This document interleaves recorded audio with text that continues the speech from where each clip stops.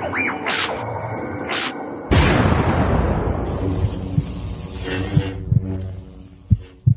had an introduction session with Willem, and I thought, wow, here's a guy who's almost like a historian of load shedding in South Africa. He's seen it, kind of it all, and he's been involved in the development of much of it. And so what works and what doesn't work is clearly in this man's domain. We should listen very carefully to our speaker today, because he not only indicates the past, but he probably also indicates the future. And he's thought about many of the challenges that we are facing us, and some which we aren't even aware of currently. So just a bit of background to Willem. He holds a B.Eng and an M.Eng from Stellenbosch and a PhD from Wits. He joined Eskom in 1985 and held different positions in maintenance and operations department, where he's currently a chief engineer. Over 39 years, Willem has done many network studies, compiled emergency plans, commissioned plant, operated and controlled the power network. He's also responsible for investigating incidents and the causes of incidents like lightning, etc. The findings that he's going to talk about have been shared and presented at international conferences and in journal papers. And Willem was also responsible to study the dynamics and connect the first PV plant to the Eskom network. So, you know, when REAP was just a RE, Willem was involved. This is prodigious experience that we're listening to today, guys. So, Willem, welcome and thank you so much for agreeing to present to us. We are really looking forward to hearing what you have to say. The floor is yours, sir. Thank you, Marcus, for this introduction. I hope that you didn't raise the expectations too high, because not at all. Yeah, the solutions is not always there and available, but I'll try my best, and I'm quite sure this will also be a conversation at the end. In general, that I also can get some tips and maybe some suggestions that we can look at. So certainly. thank you for this. Willem, and I can, yes? Maybe 40 to 45 minutes presenting, then we go into discussion. Thank you. Yes, thank you. So I can share now. Yes, please. Go ahead. Thank you for this opportunity to present. It's always nice to do that. It's not nice to talk about load shedding, but it's nice to talk about possible reduction of load shedding and maybe initiatives that one can use to avoid it. Then it becomes more interesting than it's annoying. So if we can just look at some technical principles before we start. So there's different load shedding options that we can implement if there's imbalance between generation and load. And I think another thing that one must just take in mind, there's power shortages and then there's energy shortages on the network.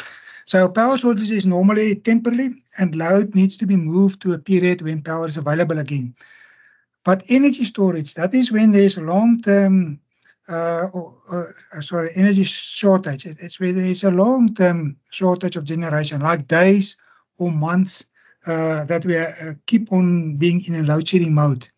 So in this case, loads like geysers cannot just be moved to another time. And the load shedding stage has to be raised to deal with the situation. Because another time, there's also a shortage of load. Now you add this other load. So it becomes like a difficult situation and you need to higher the stage then. So load imbalance need to be dealt with timeously, and the utility need to prepare and know how much load can be shed where. You cannot start with investigating how much load is there available to be shed and then only tomorrow have an answer. It's unfortunately so that you need to deal quite quickly with the situation. And therefore you must be well prepared with proper plans with a lot of details in it. And lately we also program SCADA system to do the load shedding. Otherwise, it becomes too much for a normal person. And then solar and wind generation are not always known and cannot be switched in reliably instead of load shedding. However, this can delay load shedding. That is just some principles that I think we must put here on the screen before we start with the rest. Okay, when it comes to the background, as I mentioned, an imbalance between load and generation in the power network will result in a blackout if it's not attended to immediately. And then there are different options of load shedding to balance generation with a load requirement. And one of the ones is automatic under frequency load shedding scheme. That is where there's a sudden loss of generation or load. It can be both sides. And then under frequency relays that can shed load automatically within as fast as 300 milliseconds of the incident will be implemented. Now, this was used quite extensively, or in the past, like in the 90s, up to the year 2000. We about never had manual load shedding. It was always automatic under frequency load shedding that came in. You need fast reaction. But then as the electronics better and the software becomes better and so on, equipment becomes more reliable. Lately, we are overshadowed by manual load shedding. And that is, say, from after the year 2000, where in time, say a day or two or maybe a week before you're going to have a load shortage, it's going to happen. And then you'll rather take control of the system and shed load in time and not leave it over to relays to trip unexpectedly and very fast. So manual load shedding again has got two levels there, or two categories. The one is load curtailment. That is customers that is difficult. If you load shed them, they're going to lose a lot of production and so on. And these customers reduce load over a longer period as well. But they don't get shed. And then block load shedding. This I think all of us know that as customers are shed in rotational blocks of load as per the schedule. And then load shedding levels or stages are determined by the shortage of generation. So there is just some background on load shedding. If we look at load curtailment, there are some requirements for that. The customer load need to be bigger than 1 MVA to participate, because we need to control that. And it actually goes hand in hand with the second point. The customers may not be on the same network or embedded with other customers that are on the load shedding schedule supplied by the same breaker now. So because if you load shed the other customers that's within the same network, obviously they're going to be load shed as well. So that is actually those two requirements that we need for customers to participate in load curtailment. And then in addition to big industries, there are currently 7 towns in the Free State that is on load curtailment. And some of the industries are within this small towns that are doing self-load shedding. So if there's a big industry that really needs to be part of load curtailment, we speak to the town and say, look, can't you do self-load shedding, meaning that they shed loads on a rotational base within their town just to keep this other customer going. So that is now where we don't have a separate network or a breaker where we can help this customer that wants to go in load curtailment. And then there are 4 stages of load curtailment. Up to 20% of the customer load can be dropped during load curtailment. And then the load consumption is monitoring against a normal load profile. So we use a normal load profile. It's not that we don't trust the people, but we just want to make sure that the load gets set properly. And therefore, we do have load profiles that we monitor that these things do take place. And then we've got also manual load shedding. Now, there's about 10 small towns in the Free State that is doing this self-load shedding. And they do it, a lot of that, most of that is being done manually. So not all of them are always capable of doing that. And then metros do their own load shedding on the same level as Eskom, like a big utility. And then towns need to give, and that is now we're talking about the small towns here, that's doing self-load shedding, just for us as well, to keep record. Towns need to give history of breakers that were tripped for load shedding, and the amount of load shed are monitored by comparing the load profile without load shedding. So that means we're checking them on two ways. The one is that they really open the breakers there for load shedding, and secondly, we also check their load profile, that they just don't move the load around at the back. The thing is, it's not that, as I say, we don't trust them. We just want to make sure that we do have a record of that. It happens sometimes that the next door town starts moaning and said, yeah, but look, these guys next door, they about never get their family and friends there, never get shit, and so on. And then we need the information to defend our position. And then also with this manual load shedding, we try not to overlap with under frequency load shedding, meaning that the network is already stressed. If something big happens now and you suddenly have to drop load, then you mustn't, then you still need that load, or which is scheduled for the under frequency load shedding. Otherwise, the relays will open and no load will drop. So that is just one thing that we must take care of. Then Eskom has got also load limiting pilots.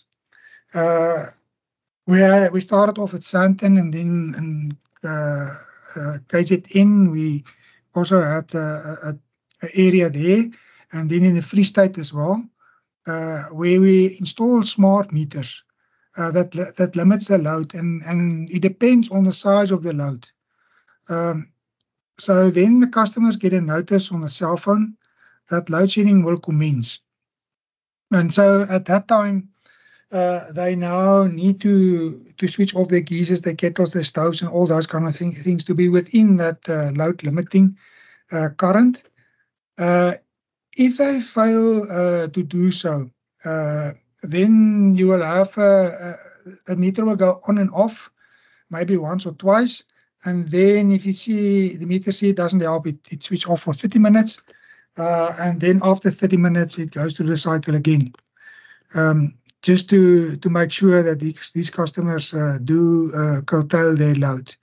So the intention of this thing is to target feeders where there's many customers on, but they all being served by one breaker. And there's important loads, like one of the things that's critical is communication towers. A lot of them don't have batteries anymore. It gets stolen, and then they decide not to put new batteries in because they just knew then they get stolen, or just installed and they get stolen again. And communication is also very important for utilities as well, because we use that same communication in many places for load shedding. Then we can't return the breakers. And then we have to send out somebody, and people get reconnected a bit on the late side. But at this small scale that we're busy with this, just to see it, how it works, and there's a lot of refinement that still need to be done here. So if you look at minimizing the effect of load shedding on metros and towns, so I think the first one is metros can use their own power stations or hydro generation to lower the level of load shedding, or maybe avoid it within their supply area. But then the generation only gets started when they need to shed load. It does not run all the time. So Eskom need to see the power consumption of the metro dropping. Then we know that they are starting or using the generation correctly. The generation must be reliable. So otherwise, the metro must shed load instead of generating. It can't be something like if the sun is not shining, then we won't be able to switch in the generation. So if solar and wind could have been used instead, at this stage, I don't think we allow it. No, not for a bigger use like in towns or so on, due to the unreliability. But if it could have been used instead of load shedding, it needs to be in an off position all along and only switch in at the time of load shedding. And here's maybe two things that one must just keep in mind that in the first place, we tried it with somebody and with some town, but then they don't want to switch their solar off while while the sun is shining very nicely, because you lose a lot of money. Um, and so that is the one side.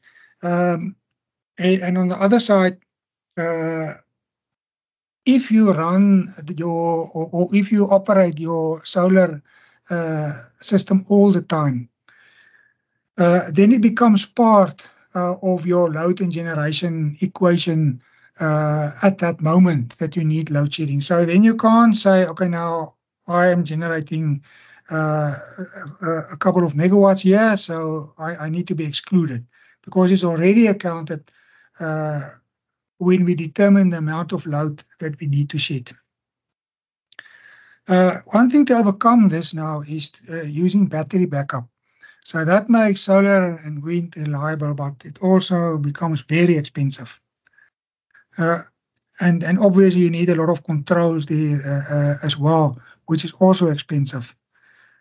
In general, solar and wind save money because it generates units, and it does not ensure reliability, as there may be cases where there's no wind and sun, while batteries ensure reliability.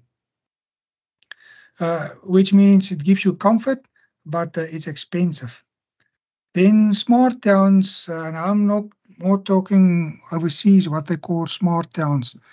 Uh, they get disconnected from the grid, but they use expensive and complex control systems, renewables and batteries, and in many cases they use customer batteries. But everybody must work together there, and one customer can't say, no, he wants only his batteries only for himself. You have to share now, and that is to keep essential loads on. So if the town get disconnected, it's normally not due to load shedding, it's a network fault that you get, and then you get a disconnection without any warning, and then their network just continue, because they have got their own relays that shed load and that balance their own system.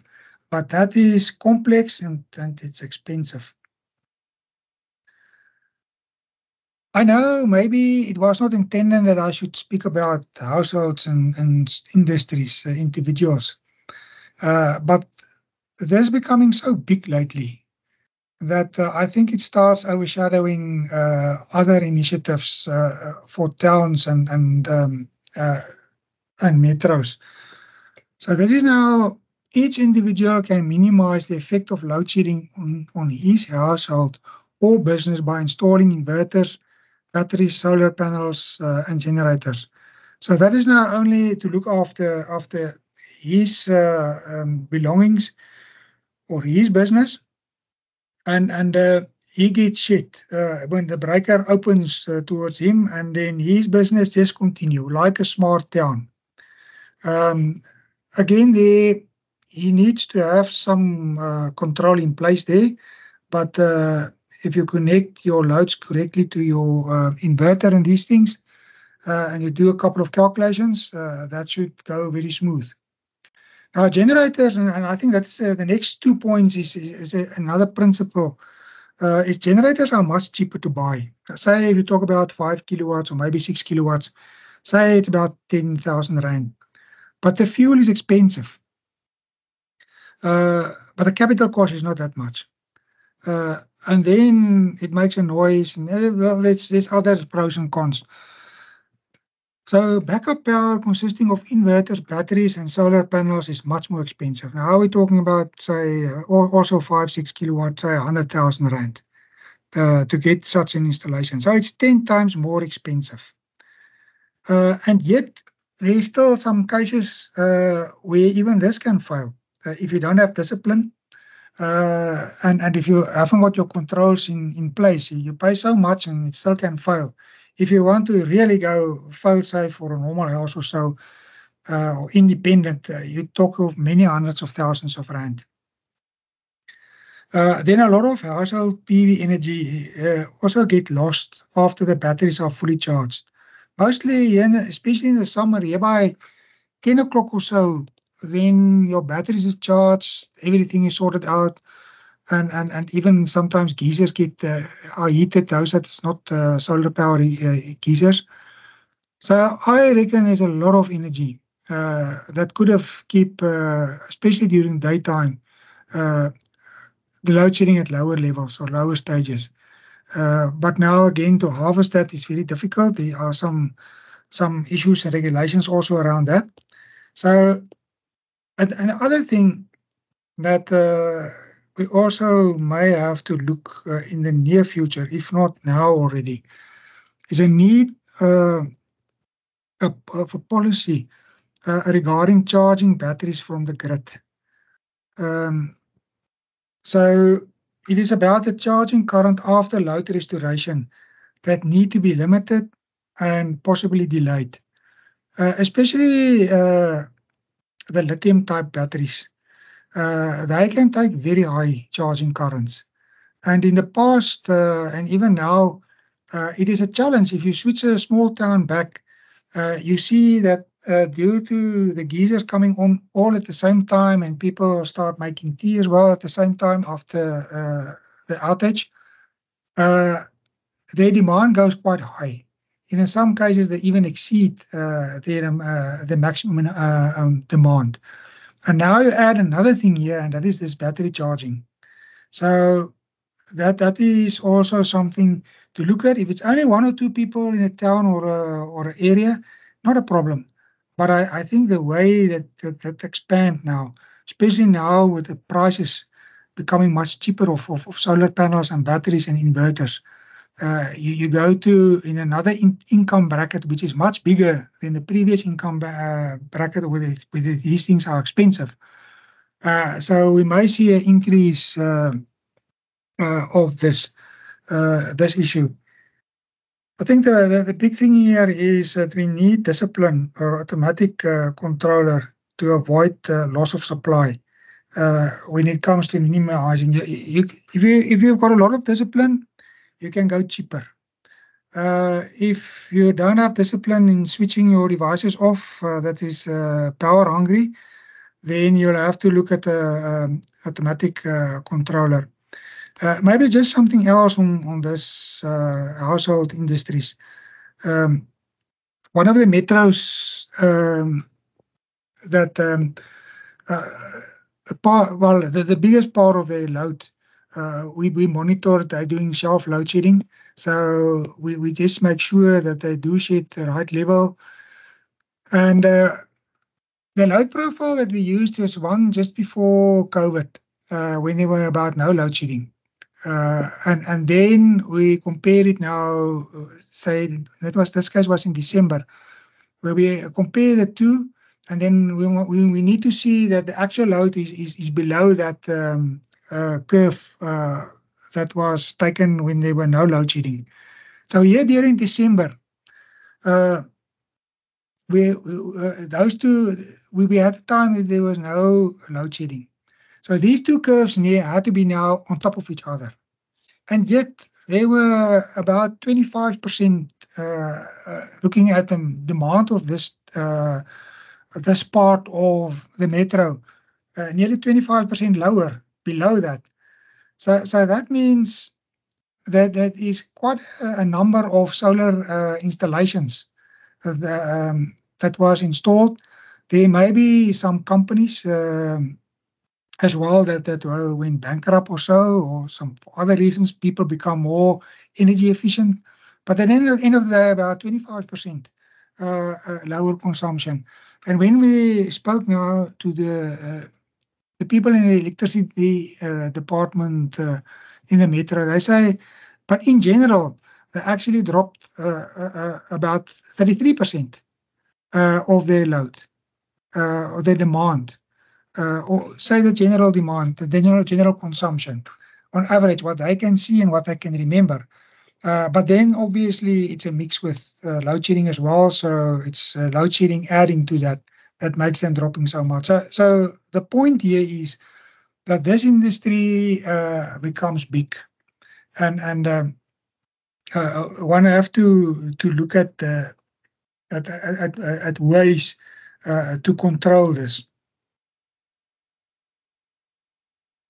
I don't want to talk much about microgrids because here is an expensive story, and that's normally the application is for communities or customers that is far from power lines, and it's very expensive because they need to be independent of a power line or power supply, and you even need a generator backup for a very bad period of time where you've got no sun for some time. So I mean, there can be questions about it, but I think I'm just going to skip this one for the moment. So in conclusion, one would say, well, everybody guesses, but I think load shedding may still continue for some time. And then renewable power supply delays load shedding or lower the load shedding stage. And I think as more and more people start installing solar panels and inverters and batteries, we will see load shedding coming down, even with the same generation capacity being available, especially during daytime. Then in general, inverters that are correctly installed are safe. Sometimes it's got long lists of inverters that is say approved, as I call it, and but in general, I think they're quite safe. I've seen some of the more expensive approved inverters that has got a relay that physically isolate them from not being able to feed back into the network, and that relays were terribly burnt. So, but that is just the backup part. The primary part of preventing backfeeding is electronics, and I think that's quite reliable. And if it's not the case, if for some instance they are say supplying back into a network that was switched off, the moment that the supply is then restored, that will go up in flames. So therefore, I reckon inverters are quite safe. If not, they will blow up quite quickly.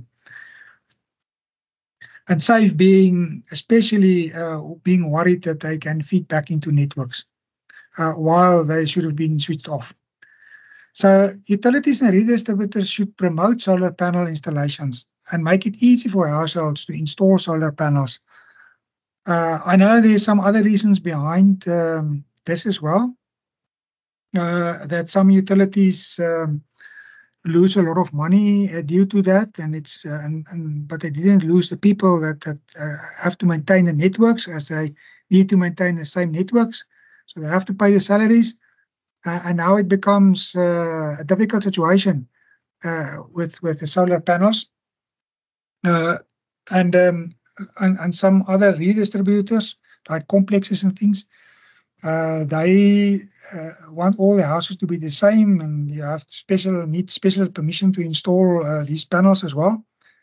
And then there's one municipality that I learned lately that actually become a bit in trouble when due to, well, it's both load shedding, obviously, that there's electricity units sold, and the income due to that lowered significantly, and then also the solar installation. So the customers have prepaid meters, and normally prepaid meters you don't pay say a fixed amount on electricity as well. It's included in the tariff. And they added a fixed amount for the households of 400 Rand a month. So even if you have to do that, then it's fine. It's just unfortunate that maybe some of these customers don't have solar panels, and now they also have to pay this fixed amount. But as I say, it's not only solar panels, it's also due to load shedding. So there are challenges, but at the end of the day, we'll have to look at ways that we can use this more cheaper solar panels that we're getting these days, not because they are substandard, but just because the price come down, to help us in this situation, as we can't build a power station overnight. Then conservative and wise electricity users can contribute to stopping or even delaying load shedding. And I think just the last comment, smart towns and homes are expensive if you want to be independent of load shedding. And at this stage, on a larger scale, it's more individuals, households, and industries that can do that. It becomes a bit more expensive for towns. Thank you. I think that is what I basically my talk and what I think I should present. But if there's questions, then we can have discussions on that. Thank you very much, Willem. If I can perhaps just, if you can go back to slide 10, just a few things that I'm quite interested. You mentioned that feedback relays get burnt quite a bit. So maybe if you can just expand on that a little bit, and then also, you know, warn the people about insurance need for insurance. So maybe just go into it a little bit more, if you don't mind. Yes, I think when it comes to the insurance part, that is difficult. I'm not sure what all the policies are for insurance on these things. I think they're quite reliable, and it will be in rare cases that you know, especially if you don't misuse it, that you will have any issues. I installed a system right in the beginning, and that it's one of those that actually can't feed back. But it's for 5 kilowatt, and I must say it never gave me problems. And once the lighting even terminated on top of the roof where the solar panels are, that you had a flash over here. Well, my so some what do you call it? Those thief things, and that iron things that you put in front of your window for the thieves not to enter. Those things actually burglar proofing, yeah. Burglar proofing is actually flashed over to the wall. So much the lightning hit there on top, and nothing happened. You just install the you do your earthing correctly, and you install your surge arresters, and you really don't have issues. So they seems quite reliable. I think the risk here is if you've got a loose connection on your wiring to your PV panels, because those things, they keep on arcing all the time.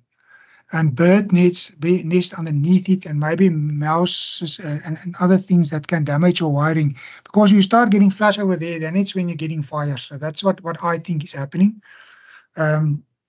So that is quite important. And then the other thing, people, some of the requirements of utilities is that you must also have proof that your roof is strong enough to carry it. I don't know, that thing should actually be between your insurance and yourself. It should be a personal thing. So I'm not sure how to handle that part about the insurance. I think you must talk to your own insurance and ask them what is their requirements, what do they need in order to insure it. And I hear some of the insurance companies even say, no, man, it's included. You don't have to pay anything else, or some increased premium. Regarding the relays.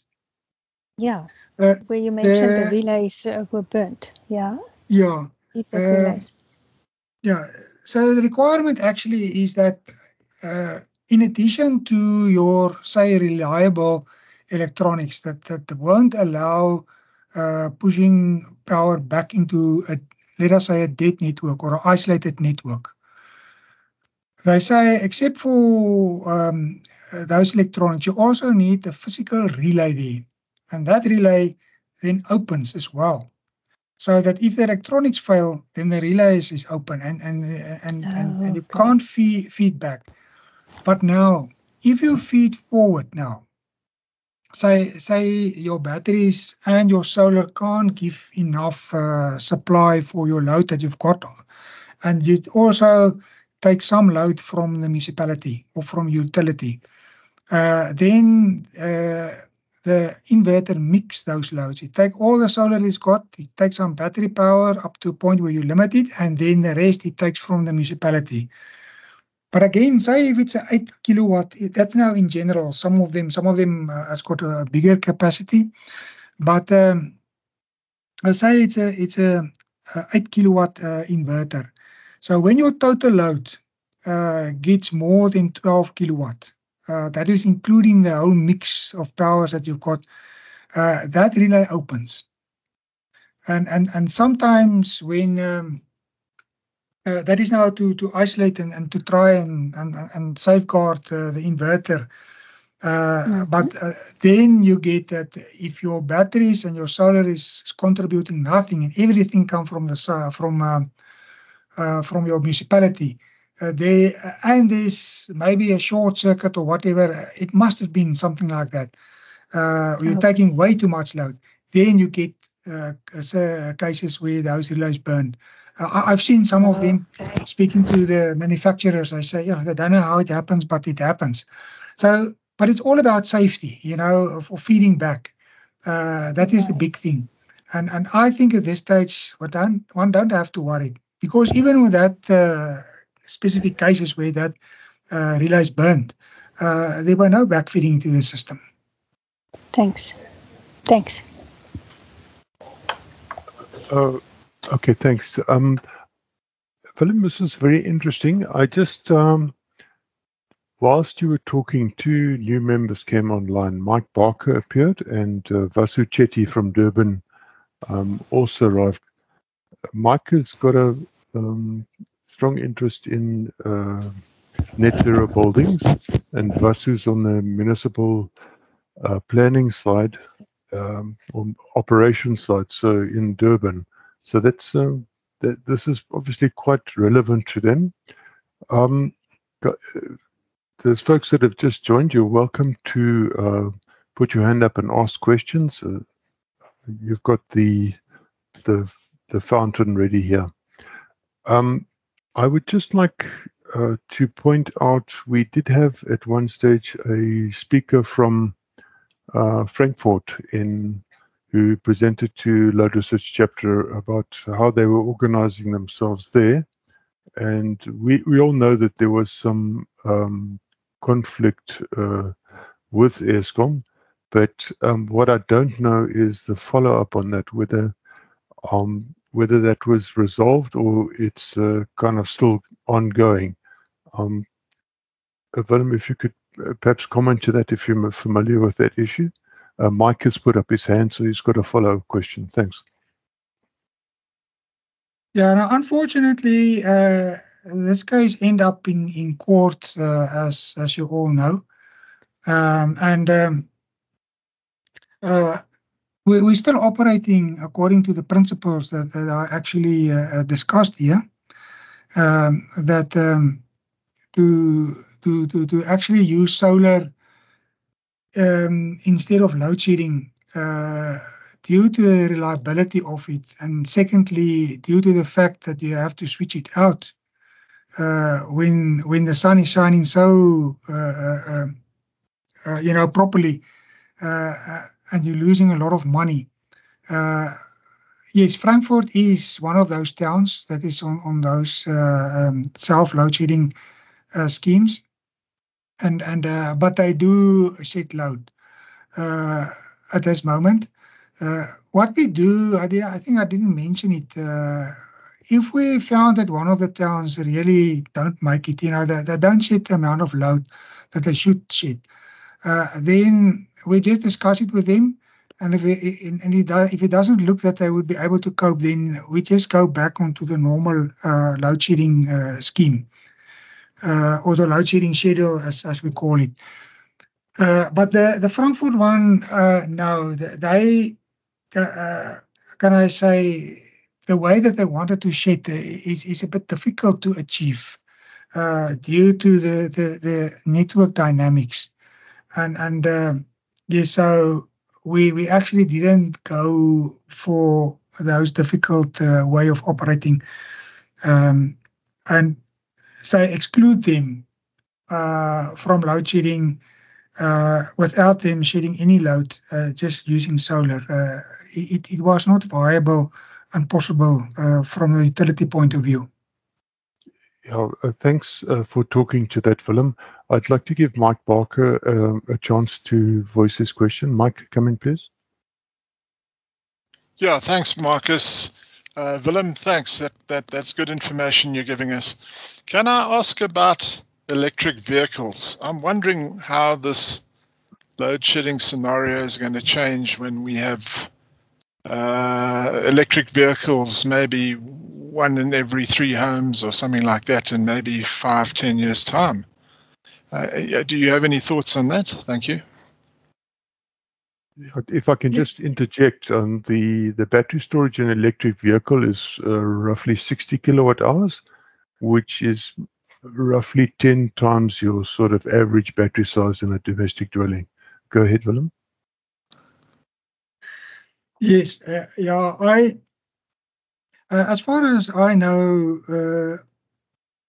that the electric vehicles may be problematic if you on your way from Johannesburg to Cape Town, and you come in the middle there, and that town where you want to say charge your battery is now on load shedding, and then also this charging takes a long time if you use little current, and if you go for the 90 kilowatt kind of charging stations like for the bigger cars, then you need a huge supply point, especially if there's 10 or 20 cars that come simultaneously to the point. So the practical side of it, I think, makes it very difficult, and I think that's a reason why for the moment your electric vehicles is very much hybrid, that you've got your own engine or power source there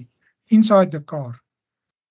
So maybe in the far future, and it depends very much on the support or help that Eskom and the country can get from elsewhere to get new power stations. So I think those two are very dependent. At this stage, in the short term, I think a huge amount of electric vehicles that's only electric and don't have its own power source may be quite a challenge. I think that's the best that I can answer this question. It's maybe not the answer that you're looking for, but No, I think that's the best. There are commercial stations which have been announced that run on solar panels with a big battery bank, and then they have the capacity to do sort of mass charging, like a petrol station, that kind of idea, which without upsetting the grid. Then there are, but on the domestic side, obviously, with your home battery much smaller than your car battery, you've got an issue there.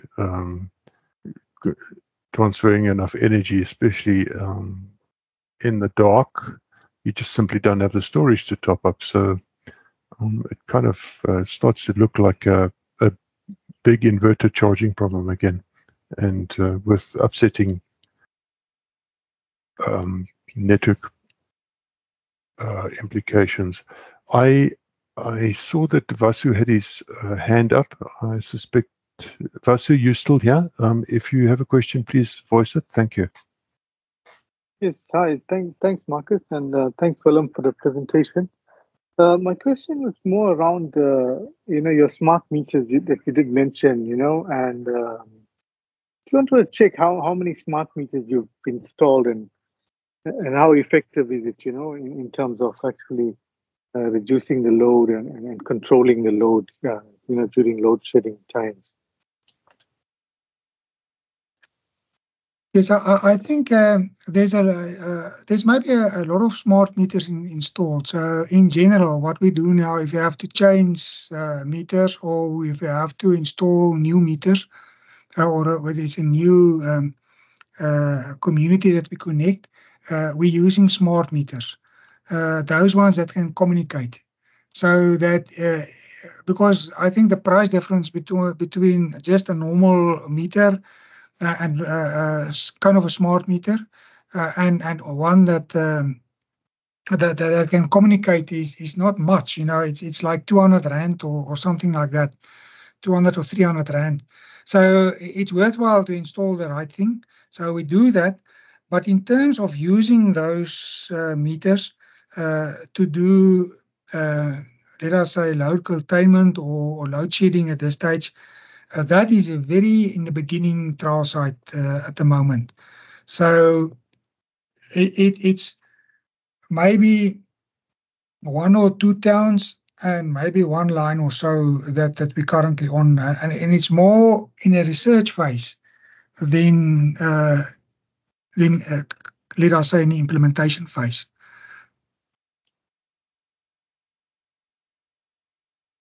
Okay, thanks, Willem.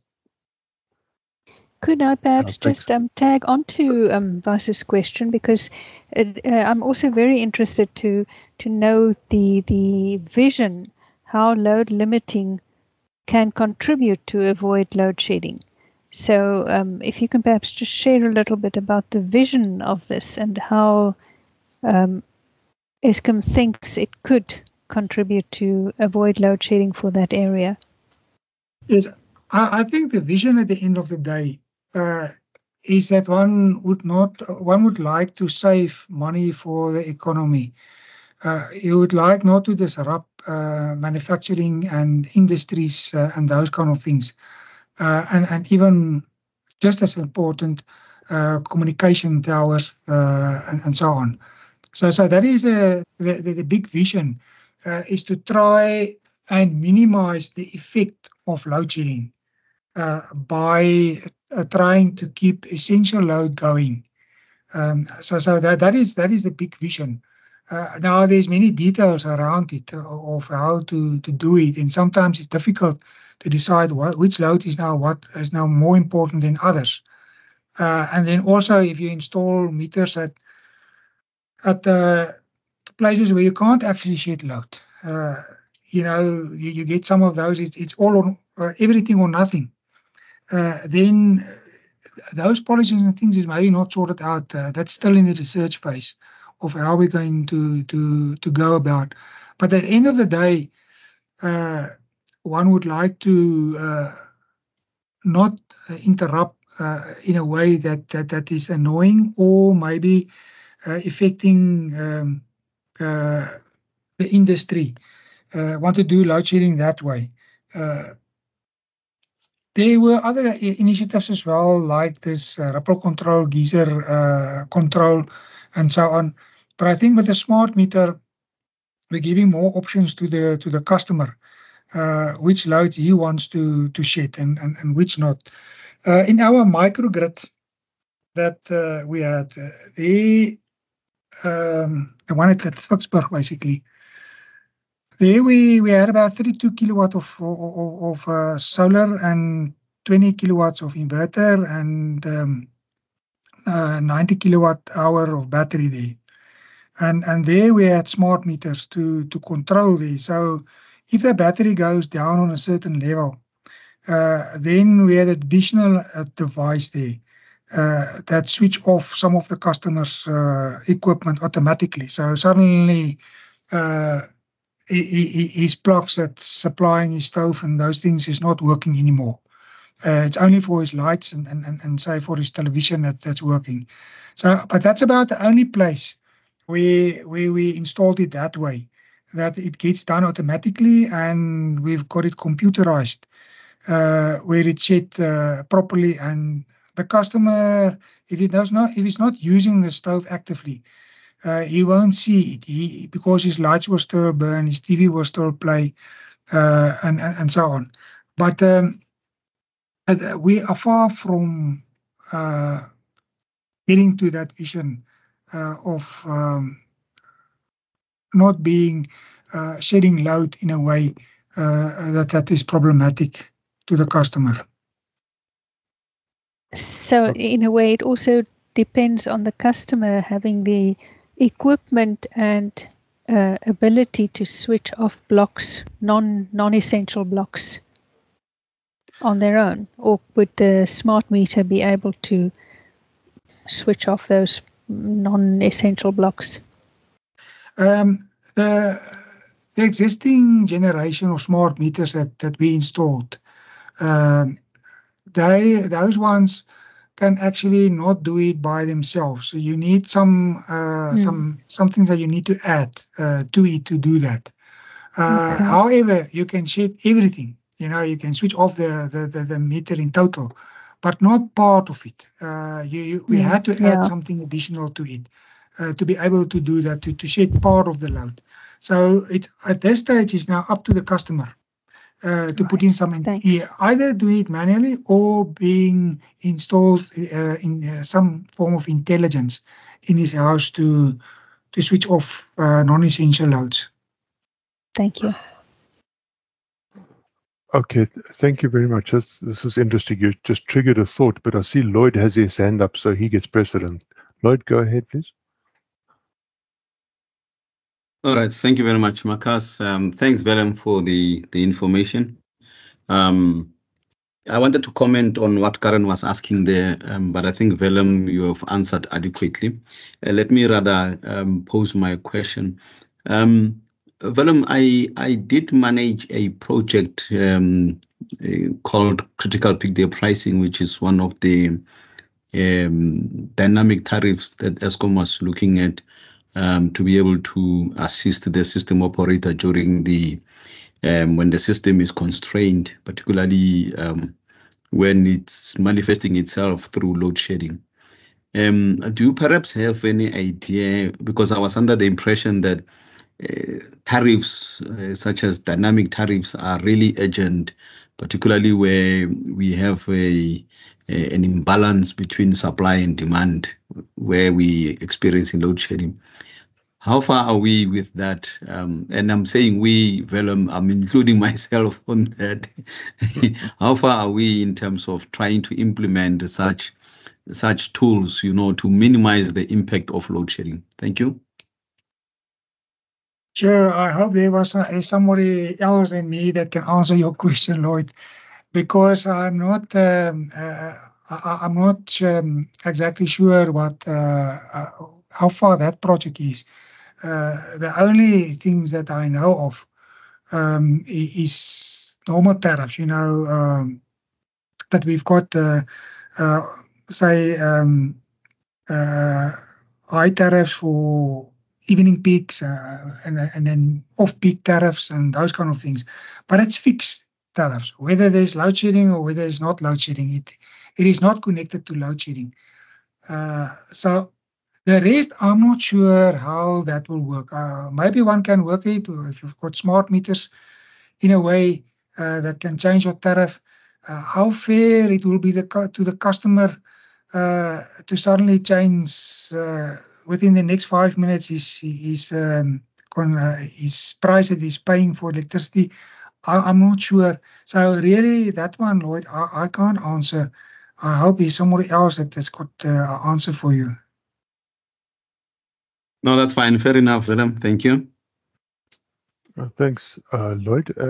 Willem, I just looking at these projections of installed megawatts on DG and residentials, and I see that we're expecting the amounts of that stuff that's installed to increase by a factor of nearly 8 in the next 10 years. All, you know, things being equal and the slope being sustained. So that's quite a huge amount. You know, it might be 34 megawatts. Sorry, Gigawatts, maybe. yeah, that's right, 34 gigs. It kind of, I know it won't all be available, but that's sort of looking like our peak demand currently. It's weird. The question I really wanted to ask, so that's just a sign that the future won't be what we expect it will be. It'll be something different. But the question I actually wanted to ask was I see that the NRS standards for load shedding have subtly changed, and they are now going to be represented as users dropping a percentage of their existing load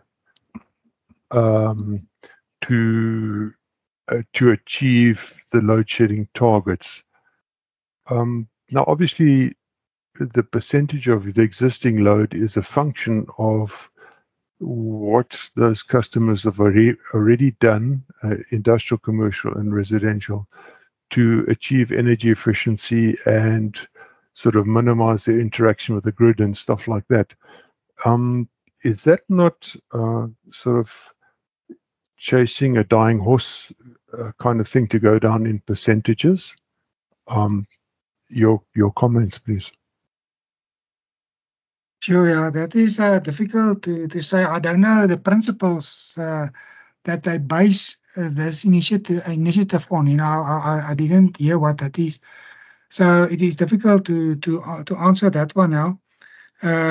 But yes, as we more and more move into a situation where we have got more energy crisis than a power consumption crisis. You know, like in the beginning, I just spoke about instantaneous power, and then also your energy that which comes now shedding over many days now. So if you come up with these percentages and you look at the units of the person, of say the customer, and if he comes down with a certain percentage on his units used, certainly he's going to help with load shedding, because as I said, that when you have got an energy shortage, it actually don't help much if you move load from one time to another time, because at that time you also have got an energy shortage. And as I said, to overcome that, you need now to increase your load shedding stage. So I think if you can implement this this principle, you may lower your load shedding stages and even maybe come to a point where you don't have load shedding, because then we've got a better option now to move load at least to another say slot where you can supply the load. So that is all that I can see, but obviously it's going to be a lot of admin to check each household how much, especially when it's on prepaid, how much is he buying, and how much is he you know, buying say at a later stage, and how much he buying previously. So yeah, it's a lot of admin. Whether it's implementable, that's a big question. Yeah, I was thinking more at a WEPS level, you know, wholesale electricity pricing. So it's a bulk feed, and Eskom gives an instruction to a municipality to, you know, at stage 2, so drop 5% of your load. I'm not sure what the standard for that load is, but it looks like it's a moving standard, because if a municipality takes puts in a couple of IPPs and does this and does that, then their consumption and their profile is going to go down. But the target that will be given to them will be the same target proportionately. So it's almost, if it's a moving standard, then they will never really free themselves from shedding by taking shedding freeing actions.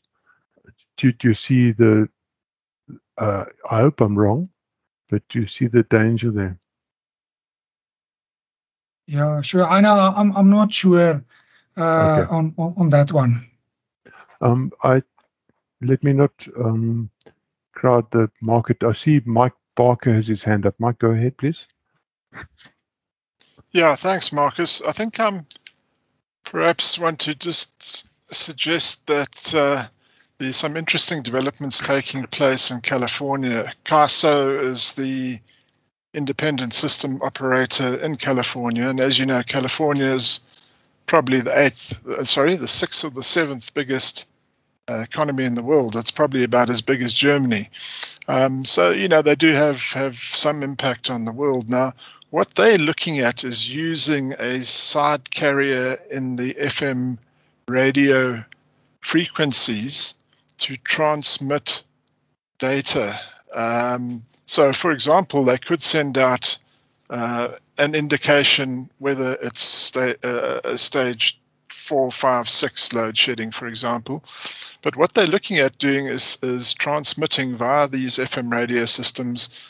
And this is a normal FM radio in one of the subcarriers, is data which would focus on the cost of energy in the next hour, and then in the hour after that, and in the hour after that. So it's a kind of look ahead of what the cost of energy would be. Now, in order to pick up this data, you need a chipset that is common in every FM radio. These things are dirt cheap. So you could buy a little board for, and I've looked it up here in South Africa, you could buy a little board for about 300 Rand, okay?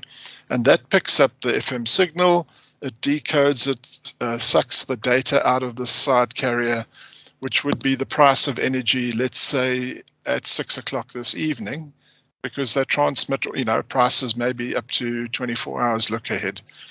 And then in theory, with that data, your smart meter could change how it evaluates the cost of energy that you're using. But more importantly, you know, for very low cost, you could have a smart geyser controller that would then decide, and you've pre-programmed it, would then decide that the cost of energy is too high at 6 o'clock, and it would switch the geyser off. So what they're doing in California is they're using it for pool pumps and electric geysers, because they've got gas as well.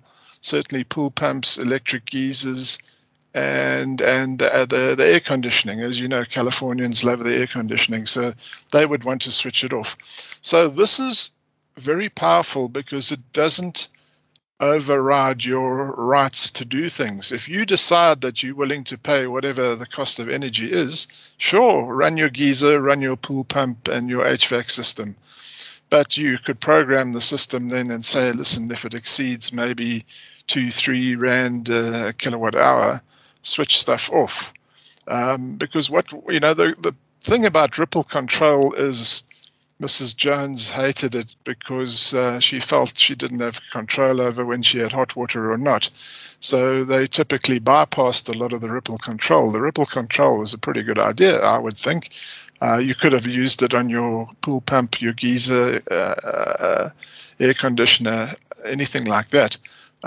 So, you know, I'm wondering if there's any interest in using some sort of system to broadcast tariff data so that independent devices scattered throughout South Africa can make decisions whether they're going to switch on or off.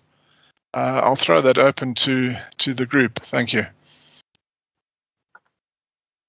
Thank you, Mike. Any comments from the group? I do have one comment. That's basically a home flex, or a national time of use tariff.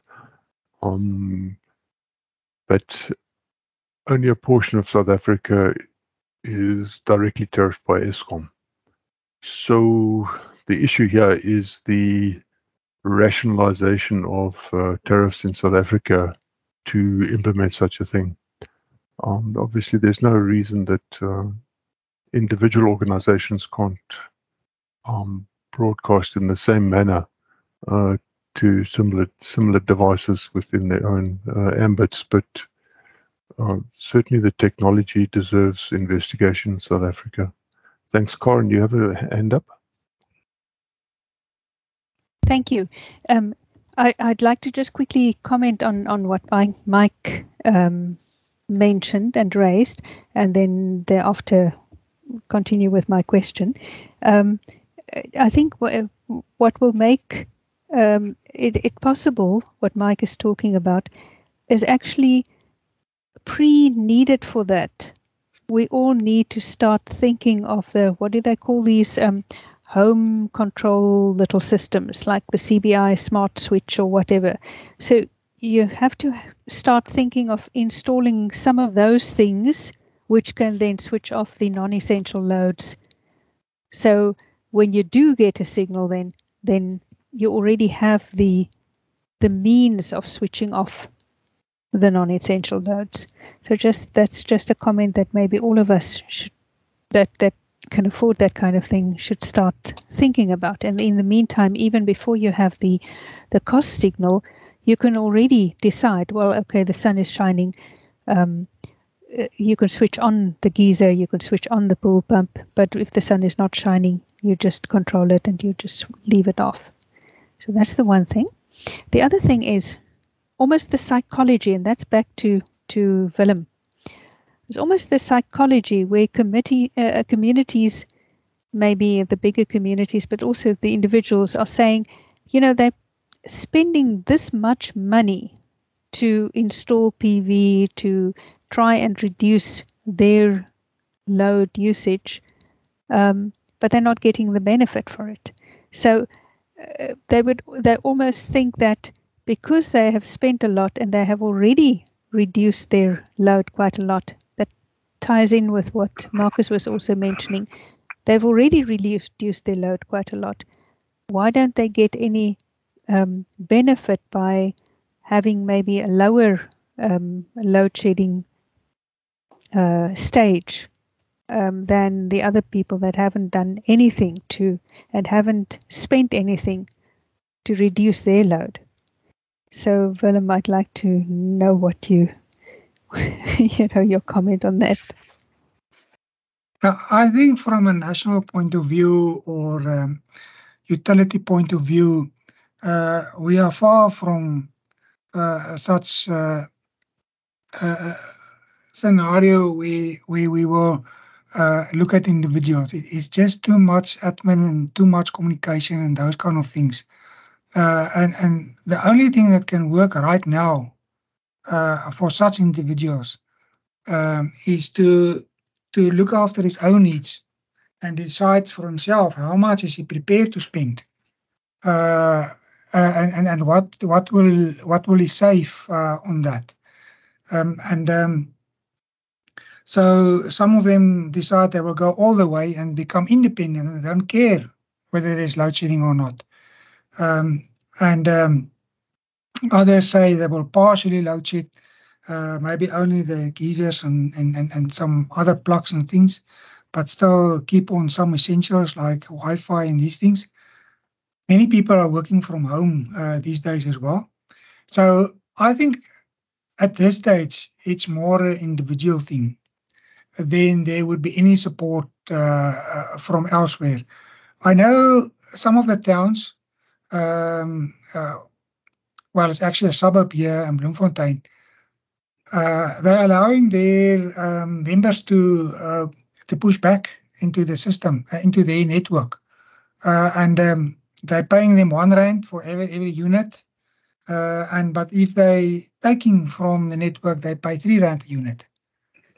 But then there's one guy, he put up quite a system, and it actually works that way.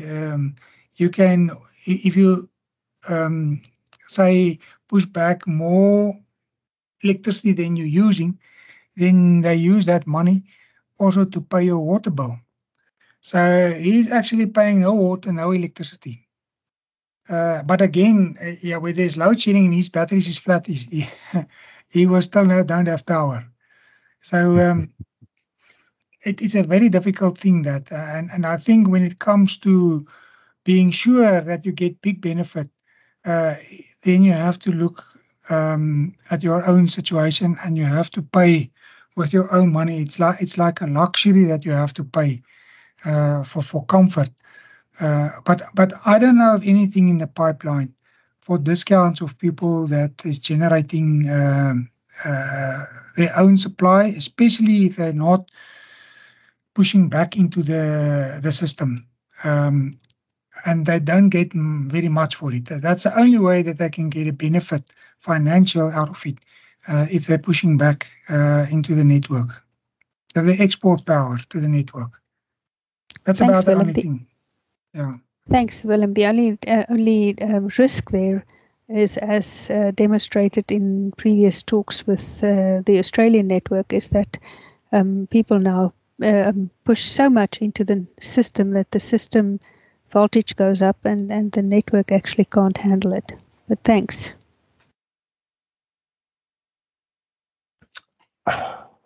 Yeah, thank you, Willem. This has been very interesting. I just wish that we had our friend from NRS in the meeting, and you could talk to this whipping a dying horse kind of issue with the load shedding as it is being redefined, the stages of load shedding.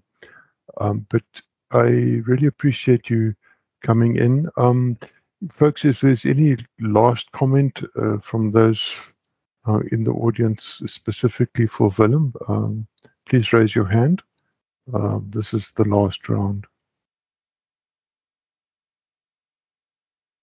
Okay, I see nothing from the guys in the audience.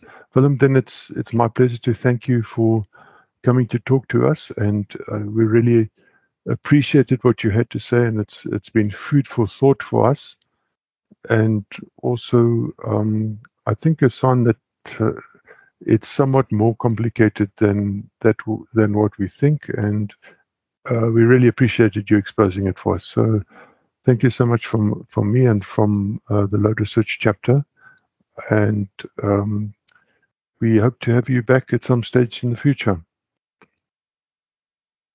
Yes, thank you very much for this opportunity. It was nice to be part of this discussion.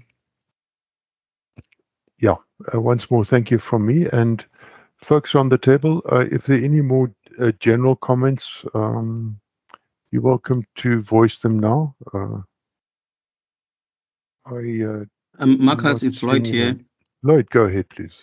Yeah, sorry to disturb you there. Marcus, there was a question which was asked by Mike Barker, and Willem responded to that question. It's about the electric vehicles. Maybe just because I think it's another component that we need to explore further. There's a colleague of mine at work who's done some analysis. He has actually built a simulation around electric vehicles and the impact thereof on the network. If maybe perchance, can we maybe arrange her? Her name is Nalini Pillay, Dr. Nalini Pillay, so that yes, maybe she can also come maybe and expand on that, the response that Willem has given. She has done some good research work on that by building some simulation there. Thank you, Marcus. So if the team is interested, I can speak to her. Maybe we can just get the date for her. Lloyd, yes, I'd appreciate if you can give us a title, and let's put it into the calendar programming for planning for the coming year. Is there any agreement or disagreement with Lloyd there? Supported. Thank you. Okay. And, Lloyd, that's supported. And thank you very much, Willem, yes, for your time and effort. And thank you, Karen, for securing such a knowledgeable speaker. It is underestimated. Thank you. Thanks. Okay. Thank you, everybody. Then we will close the meeting now, and much appreciate your attendance and input.